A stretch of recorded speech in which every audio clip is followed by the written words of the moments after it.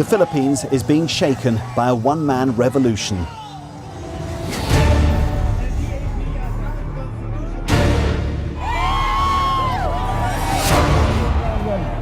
Either you kill me or I will kill you, idiots. He's a tough-talking former mayor who's vowed to wipe out drug dealers.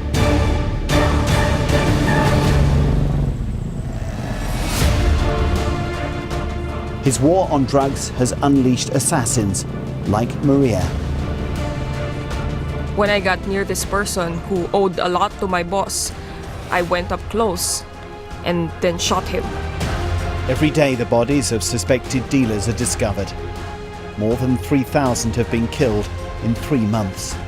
It's really tiring and scary, hiding all the time. You don't know if the person right in front of you will inform on you or if he might be your killer.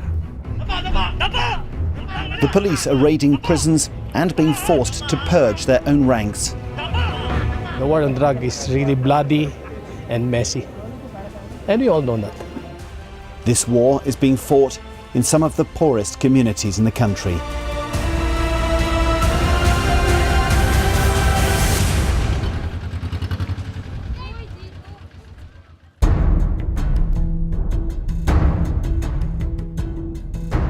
Over the past 2 decades, the Philippines has been swamped by the cheap and highly addictive drug crystal meth, known here as shabu. It destroys lives, breaks families, and feeds a powerful criminal underworld. Filipinos are among the world's highest users of the drug. Official statistics say 1.8 million people here are addicted. But recently elected President Rodrigo Duterte believes the true figure is more than double that. He's promised to stop it by unleashing a violent campaign against the dealers.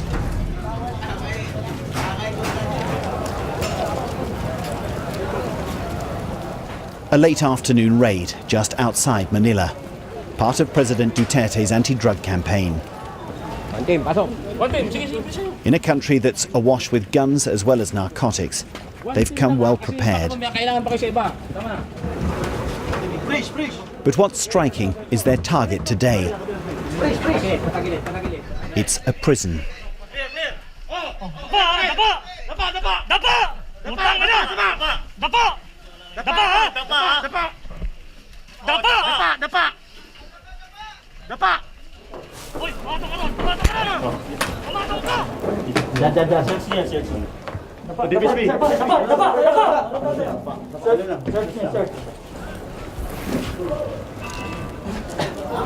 Well, this is one of the larger prisons in Manila, and we've just come in with a pretty large team of police, SWAT teams. From the look of them, they were obviously expecting the possibility of serious armed resistance.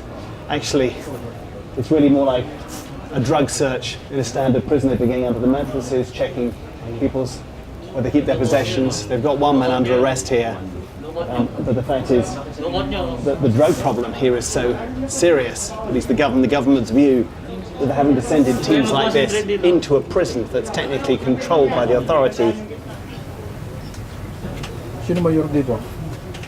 The inmates are all made to lie face down and searched for any sign they may still be using or dealing drugs.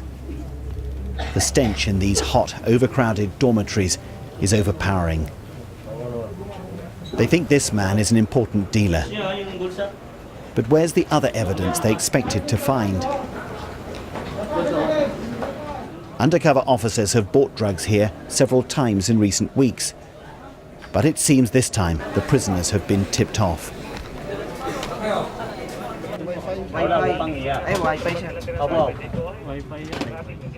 In vain, they press a Chinese prisoner for more information. Many of the drug syndicates operating in the Philippines are Chinese-run. But all they can find is an assortment of rusty, improvised weapons.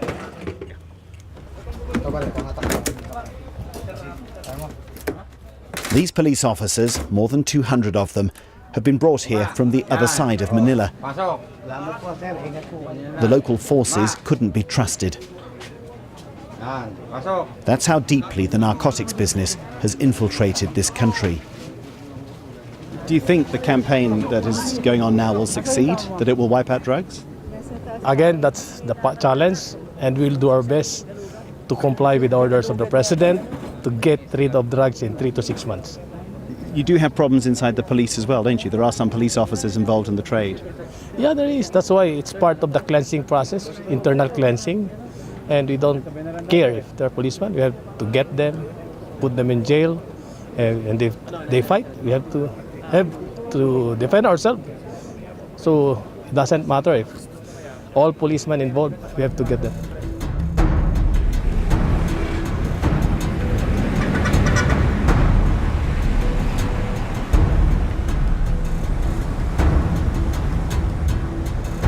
In many ways, what's happening today in the Philippines actually starts here, at the monument to the first ever People Power Revolution 30 years ago, when a popular uprising overthrew the dictator Ferdinand Marcos and ushered in a boisterous and freewheeling democracy.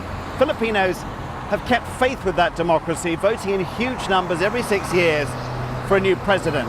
And yet every one of those governments has failed to come even close to meeting the hopes that were raised here, that the old habits of corruption, abuses of power, lawlessness and grinding poverty would be curbed. And so the voters have now gone for something drastically different.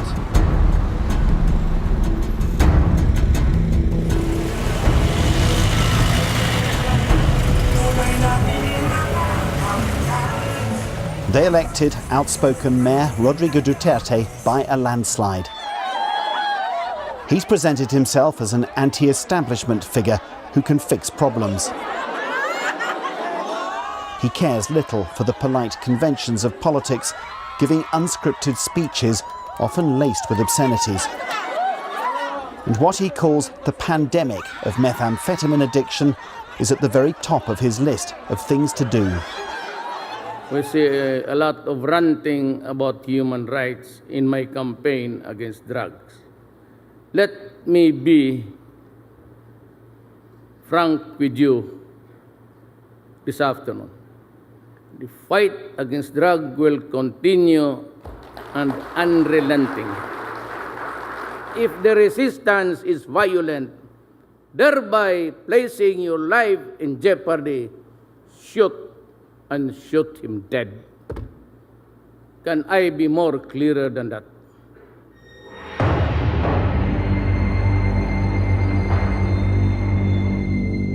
The bodies of those suspected of involvement in drugs started turning up right after he took office. The police admit killing hundreds, all resisting arrest, they say. But many more have died at the hands of mysterious hit squads. The reasons for each death often unclear. This is a security camera video from a neighbourhood in Tondo, Manila, on the evening of the 3rd of August. You can see local resident Danilo Mendoza buying something from a food stall. His young children playing around him. A motorbike then pulls up. The passenger fires a single shot into his neck and it drives off. His wife is nearby and she rushes to help him, getting passers-by to lift him into a motor tricycle. But he died before they could get him to hospital.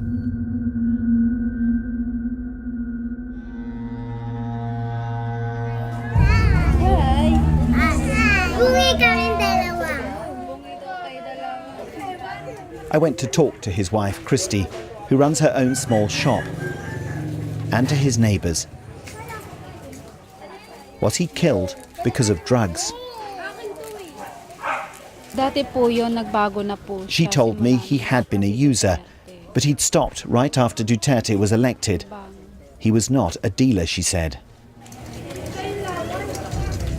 When we got talking to other family members, they said Danilo had been involved in illegal gambling, together with some corrupt police officers. They said he'd had a loud disagreement with one policeman in the street a month before he was killed. That, they believe, was why he died. Danilo's assassin will probably never be identified. The hit squads blamed for more than half the killings remain in the shadows.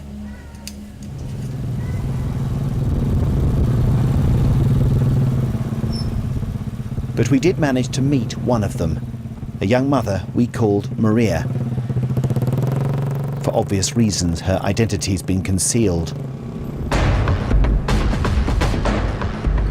Maria was brought into the contract killing business, she says, by her husband, but she'd only shot one man before President Duterte's election victory.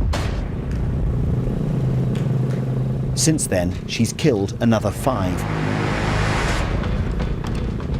She has no idea why they were targeted, but she says her boss is a police officer who's involved in drugs.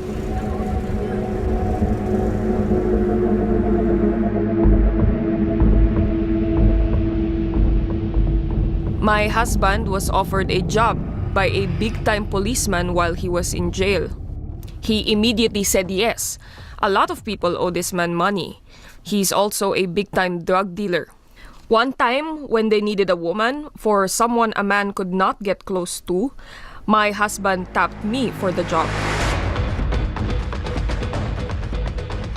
I felt really scared and nervous because it was my first time. I just kept thinking, I am doing this for my son. When I got near this person who owed a lot to my boss, I went up close and then shot him. Next time I killed was after President Duterte got elected. Since August, I've killed 5 people. That's 6 in all. What do you feel about the people that you kill? Because they have families too. I mean, do you feel guilty? Yes, I do feel guilty because I have kids too. I do what I do because we don't have money. I do it for my children. I tell my husband that we can't keep doing this forever. I would not want our children to open their eyes to what we do. I don't want them to come back to us and say that they got to live because we killed for money. Maria's statement suggests that a lot of the killing is by people inside the drug trade, perhaps eliminating rivals or those who might incriminate more powerful figures.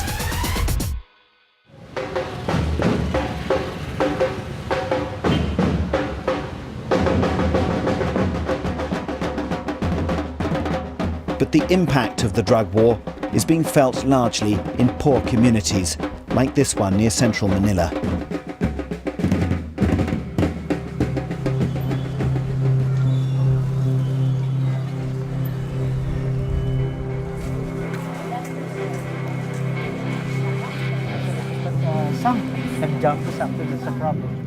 Edgar Tria showed me around his barangay or district.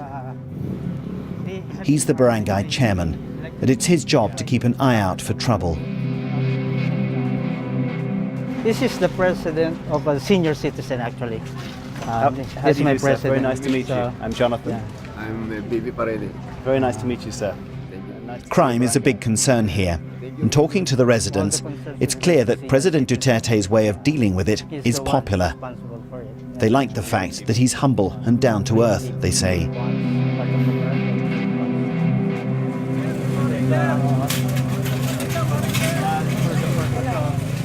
But Edgar knows of 16 crystal meth addicts living in his area, most of them among the pedicab drivers.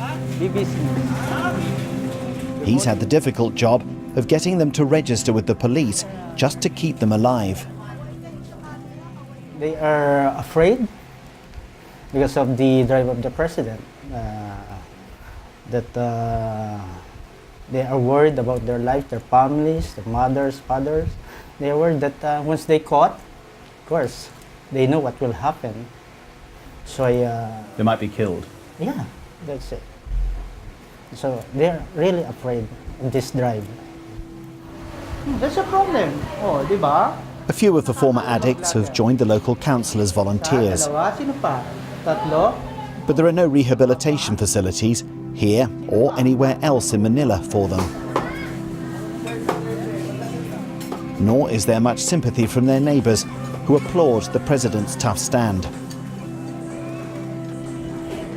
Zenara del Rosario is a widow who teaches in the local primary school. She told me that the parents of 6 children in her class are drug addicts, and she says it's worse in other schools. The bottom line is drugs, sir. And the poor people engage in drugs because in drugs they could make money. Because drugs now can be bought in very cheap yata na. Low price, very diba? low price, yeah. I believe to Duterte's vision, sir, of cleaning and healing the land, the Philippine society. I believe in him. So when I found out that he would run for a president, I supported him. So dahil hindi po kami makikita ng nasa likuran, ang mangyayari po sa atin. But can his anti-drug campaign succeed? 4, 3, 2, 1, 0.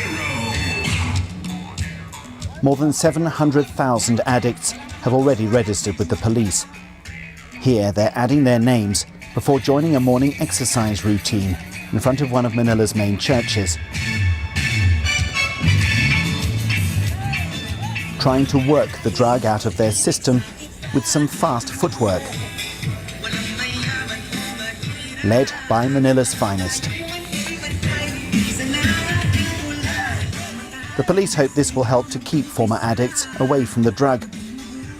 But in truth, it exposes the lack of any alternative treatment for them. And you have to wonder how long a police force busy cleansing its own ranks can keep up this energetic community work.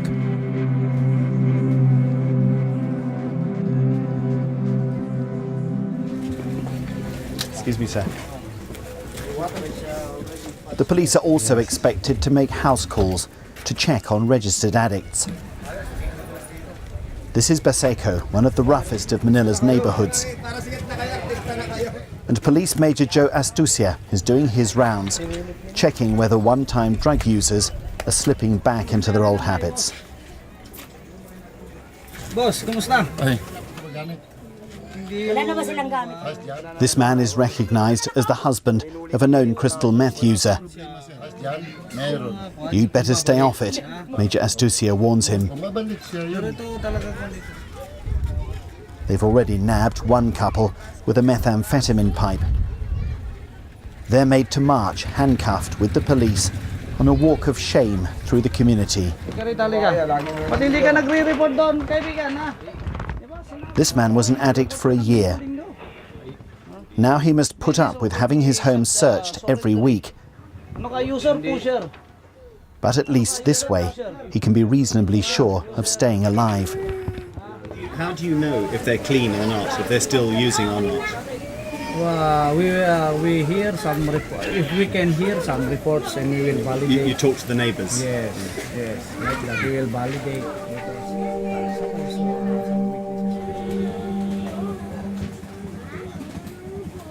Back at the police station, the handcuffed couple are booked. Their 2 children look on tearfully. This isn't the first time their parents have been caught, and they may now have to move to one of the overcrowded jails. They're just users, small-time players. None of this really solves the country's drug problem.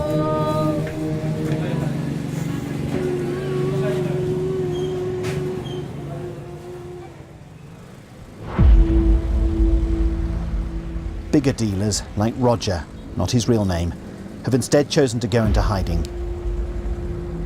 He says much of his business was with corrupt police officers, and he's convinced they'd kill him if he surrendered.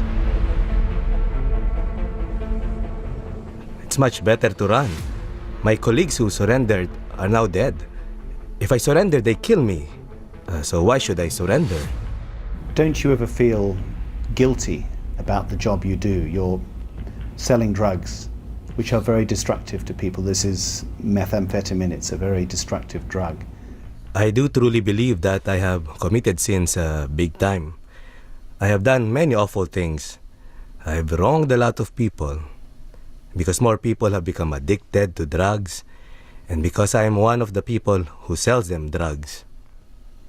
What I can say is, it depends on the person. I can't say that everyone who takes drugs commits crimes, that they steal or that they kill.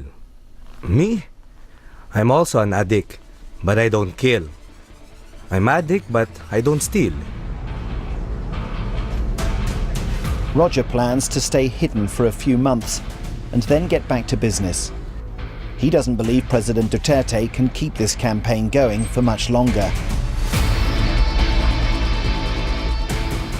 Maria would like to get out of the killing business, but she says she can't. Do you ever wish that you hadn't started this, that perhaps you'd never started killing, or do you feel you had no choice? From now on, I don't want to do it anymore. I leave it to my husband. But my boss says that if one of us tries to leave, we'll be killed.